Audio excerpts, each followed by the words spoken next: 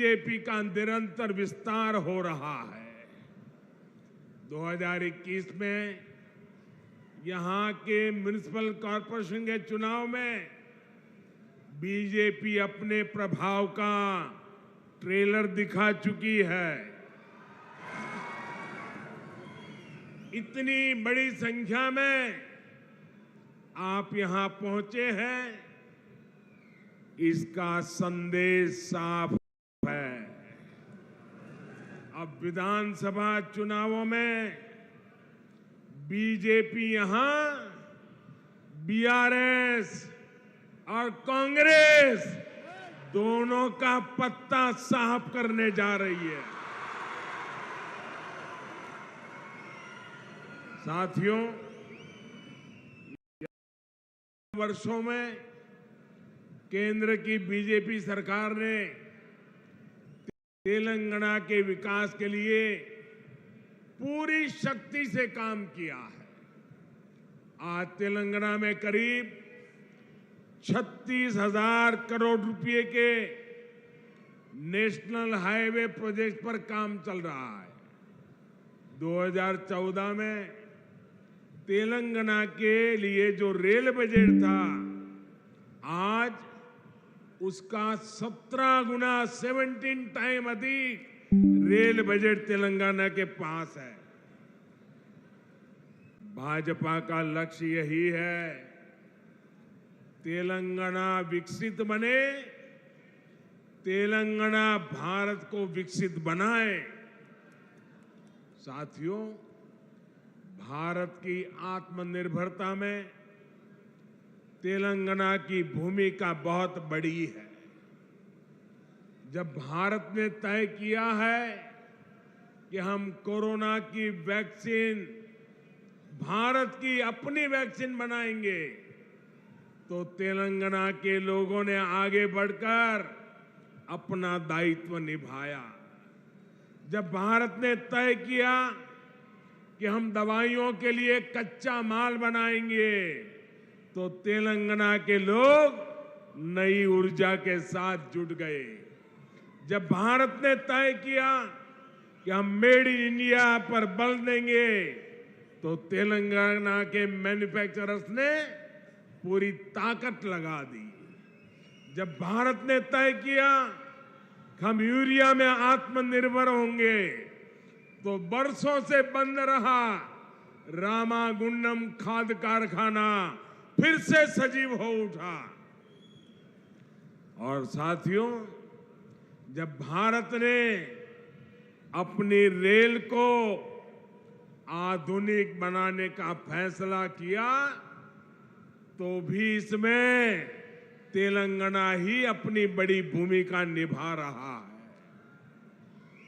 अब काजीपेट में वैगन बनाने की नई फैक्ट्री बन रही है। यहां बनने वाले सैकड़ों वैगन भारतीय रेल के विस्तार और एक्सपोर्ट दोनों को बल देंगे। भाइयों और बहनों, बीते 9 वर्षों में पूरी दुनिया में देश का इतना गौरव बढ़ा है, भारत को लेकर आकर्षण बढ़ा है। इसका भी फायदा तेलंगाना को हुआ है। यहां पहले के मुकाबले अब ज्यादा इन्वेस्टमेंट आ रहा है, और इस ज्यादा इन्वेस्टमेंट का फायदा तेलंगाना के युवाओं को हो रहा है। उसे नौकरी मिल रही है। भाजपा सरकार ने दुनिया में भारत की जो साख बढ़ाई है, ये उसी का नतीजा है। लेकिन सवाल ये है कि यहां तेलंगाना में जो सरकार है, उसने क्या किया? साथियों, यहां की राज्य सरकार ने सिर्फ 4 काम किए हैं। यहां की सरकार ने सिर्फ 4 काम किए हैं। पहला, सुबह शाम मोदी को, केंद्र सरकार को रेगुलरली गाली देने का काम किया है। पूरी डिक्शनरी इसी काम में लगाई है। दूसरा काम क्या किया है?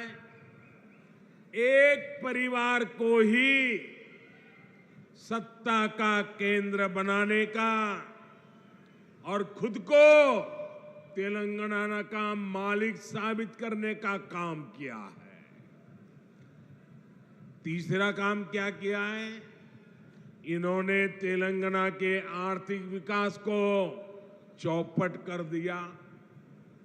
चौथा काम क्या किया? चौथा, इन लोगों ने तेलंगाना को भ्रष्टाचार में डुबो दिया। आज तेलंगाना में ऐसा कोई प्रोजेक्ट नहीं है जिसमें भ्रष्टाचार के आरोप नहीं है। केसीआर सरकार यानी सबसे भ्रष्ट सरकार। और देखिए खेल, अब तो दिल्ली तक इनके भ्रष्टाचार के तार फैल गए हैं।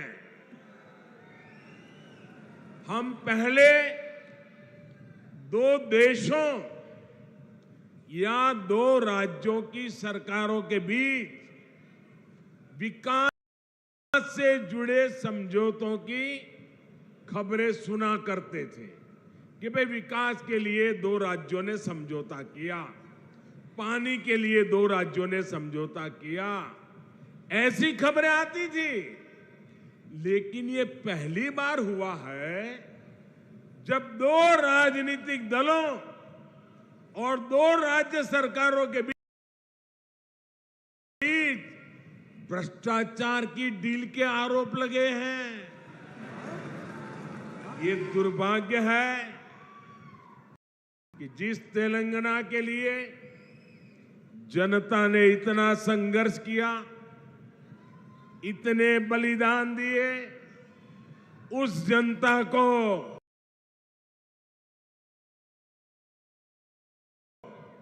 ऐसे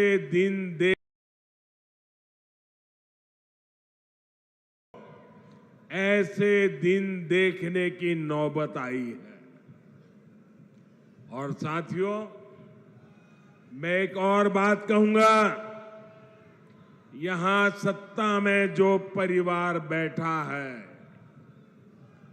जो करोड़ों को घोटालों में लिप्त है, जिस पर जांच एजेंसियों का शिकंजा लगातार कस रहा है, जिसकी पोल तेलंगाना के लोगों के सामने खुल चुकी है, वो परिवार अब तेलंगाना की जनता को गुमराह करने के लिए, माइंड डाइवर्ट करने के लिए नए नए हथकंडे अपना रहे हैं। आपको इन हथकंडों से, इनकी चालबाजियों से सावधान रहना है। साथियों, मैं जब भी तेलंगाना आता हूं, आप सभी लोगों की एक और छटपटाहट समझ आती है। आप लोगों ने कभी नहीं सोचा था कि एक दिन इस तरह परिवारवादी राजनीति के शिकंजे में हमारा तेलंगाना फंस जाएगा। परिवारवादियों को सिर्फ अपने बच्चों, अपने बेटे बेटियों के भविष्य की चिंता होती है। उन्हें देश के, तेलंगाना के दूसरे बच्चों का भविष्य बर्बाद होने से कोई फर्क नहीं पड़ता। और देश के लोगों को, तेलंगाना के लोगों को एक और बात भी नोट करनी होगी। ये जितनी भी परिवारवादी पार्टियां हैं, उनकी नींव भ्रष्टाचार पर खड़ी होती है। परिवारवादी कांग्रेस का भ्रष्टाचार पूरे देश ने देखा है। परिवारवादी बीआरएस का भ्रष्टाचार पूरा तेलंगाना देख रहा है। कांग्रेस हो या बीआरएस, दोनों ही तेलंगाना के लोगों के लिए घातक है। इन दोनों से ही तेलंगाना के लोगों को बचकर रहना है। साथियों, किसी भी जनप्रतिनिधि के लिए सबसे बड़ा पाप होता है अपनी जनता का भरोसा तोड़ना। और यहां की राज्य सरकार ने तेलंगाना के लोगों का भरोसा चकनाचूर करने का पाप किया है। कितनी सारी उम्मीदें लगाई थी आप लोगों ने, लेकिन हर उम्मीद को तेलंगाना सरकार ने तोड़कर रख दिया। यहां की सरकार अच्छी तरह जानती है कि पिछले 9 साल में उसने तेलंगाना के लोगों को सिर्फ और सिर्फ धोखा दिया है। उसने राज्य में एक के बाद एक भर्ती घोटाले करके यहां के युवाओं के साथ विश्वासघात किया है। तेलंगाना आंदोलनों के वो दिन मैं कभी भूल नहीं सकता। कितनी बड़ी बड़ी बातें कही गई थी कि हम यहां लाखों भर्तियां करेंगे, युवाओं को सरकारी नौकरी देंगे, लेकिन आपको इन लोगों ने सिर्फ और सिर्फ झूठ ही दिया है। तेलंगाना में भ्रष्टाचार का जो खुला खेल चल रहा है, इसका सबसे बड़ा नुकसान यहां के युवाओं को उठाना पड़ रहा है। Telangana state public service commission scam के बारे में कौन नहीं जानता है। पिछले 9 वर्षों से तेलंगाना के लाखों नौजवान सरकारी भर्तियों का इंतजार कर रहे हैं, लेकिन यहां की सरकार ने सरकारी नौकरियों को अपने नेताओं की तिजोरी भरने का माध्यम बना दिया है। साथियों, तेलंगाना की 12 यूनिवर्सिटीज में हायर एजुकेशन को तबाह करके यहां की सरकार ने लाखों नौजवानों का भविष्य बर्बाद कर दिया है। आज भी तेलंगाना की यूनिवर्सिटीज में 3000 से ज्यादा टीचर्स के पद खाली पड़े हैं। आज भी तेलंगाना की सरकारी स्कूलों में टीचर्स की 15,000 से ज्यादा पोस्ट खाली पड़ी है। क्या ये इन स्कूलों में पढ़ने वाले बच्चों के साथ विश्वासघात नहीं है क्या? धोखा नहीं है क्या? इन लोगों ने आपसे वायदा किया था कि हर बेरोजगार को 3,000 रुपये का भत्ता देंगे। ये वायदा करके भी तेलंगाना सरकार ने नौजवानों को सिर्फ धोखा दिया, विश्वासघात किया। इन लोगों ने आपसे वायदा किया था कि गरीबों को 2 बेडरूम वाले 7 लाख फ्लैट बनाकर देंगे। ये वायदा भी यहां की सरकार पूरा नहीं कर पाई है। ये लोग किसानों के 1 लाख रुपया तक के कर्ज को माफ करने की बात भी कहा करते थे, लेकिन इस वायदे पर भी इनकी सरकार ने तेलंगाना के लोगों को सिर्फ विश्वासघात ही दिया है। साथियों, मुझे पता है कि तेलंगाना की ग्रामीण पंचायतें, यहां के सरपंच यहां की सरकार से कितने गुस्से में हैं, कितने नाराज हैं। ये बीजेपी की केंद्र सरकार है जिसने तेलंगाना की ग्राम पंचायतों को 12,000 करोड़ रुपए से ज्यादा सीधा देने का सुनिश्चित किया है। यहां की ग्राम पंचायतें ज्यादातर काम सेंट्रल फंड से ही करा रही है। केसीआर सरकार यहां ग्राम पंचायतों के सामने लगातार मुश्किल खड़ी कर रही है। इसलिए तेलंगाना की हजारों पंचायतें भी अब यहां की परिवारवादी सरकार को पटखनी देने का इरादा कर चुकी है। साथियों, बीजेपी सरकार ग्रामीण अर्थव्यवस्था को मजबूत करने के लिए गांवों में ज्यादा से ज्यादा खर्च कर रही है। पैडी प्रोक्योरमेंट के माध्यम से यहां के धान किसानों को पिछले 9 साल में 1,30,000 करोड़ रुपए से ज्यादा दिए गए। मनरेगा के तहत तेलंगाना के गांवों में करीब करीब 25,000 करोड़ रुपए का काम कराया गया है।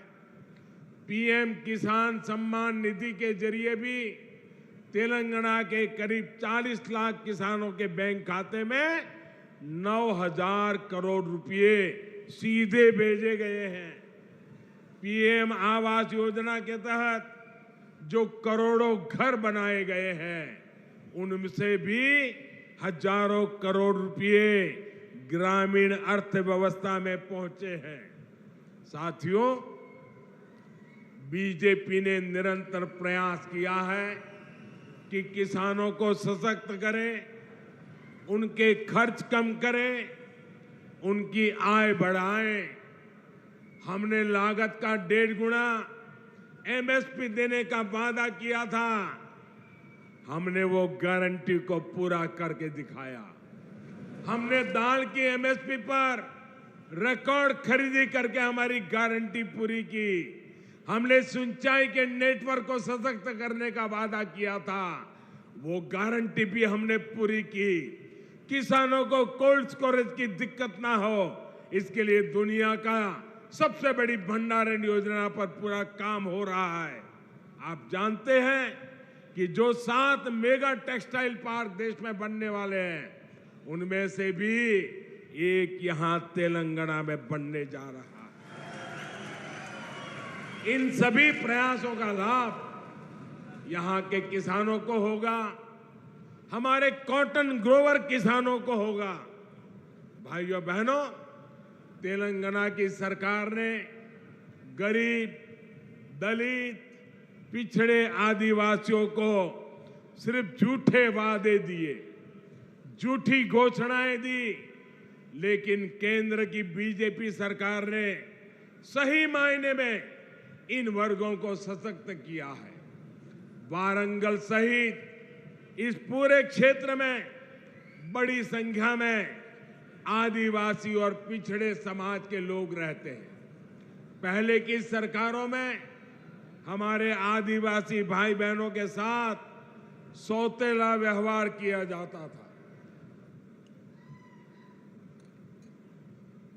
सड़कें हो, पीने का पानी हो, स्कूल हो, अस्पताल हो, हमारे ट्राइबल भाई बहन का नंबर सबसे अंत में आता था।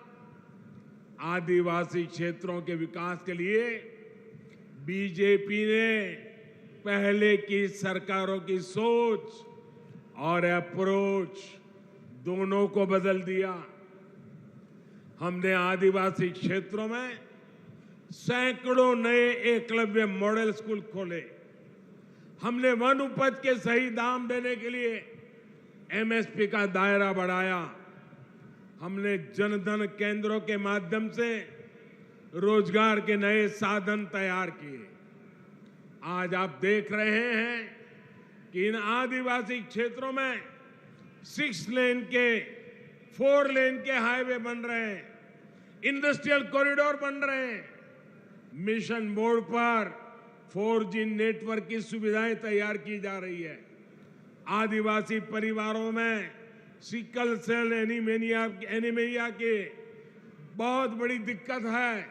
अब बीजेपी सरकार ने सिकल सेल एनीमिया को जड़ से हटाने के लिए भी अभियान शुरू किया है। साथियों, आजकल कुछ लोग चुनाव से पहले जनता को गुमराह करने के लिए झूठी गारंटी लेकर आ रहे हैं। बीजेपी चुनाव के लिए झूठी बातें या झूठी गारंटी कार्ड नहीं बांटती। अगर बीजेपी हर गरीब परिवार को मुफ्त राशन देने की बात करती है तो पूरा राशन गरीब के किचन तक पहुंचता है। बीजेपी अगर आयुष्मान भारत कार्ड देती है तो 5 लाख रुपए तक का मुफ्त इलाज हर गरीब परिवार को मिलने लगता है। अगर बीजेपी घर घर टॉयलेट बनाने का अभियान शुरू करती है तो हर गरीब, दलित, पीड़ित, पिछड़े, आदिवासी के घर तक सुविधा पहुंचती है। अगर बीजेपी गरीब परिवार की बहनों को नल से जल देने का भरोसा देती है तो ये काम पूरा करके भी दिखाती है। तेलंगाना की जनता ये सब कुछ अनुभव कर रही है। इसलिए आज तेलंगाना की आकांक्षा है, आज तेलंगाना की आशा अपेक्षा है, अब की बार बीजेपी सरकार, अब की बार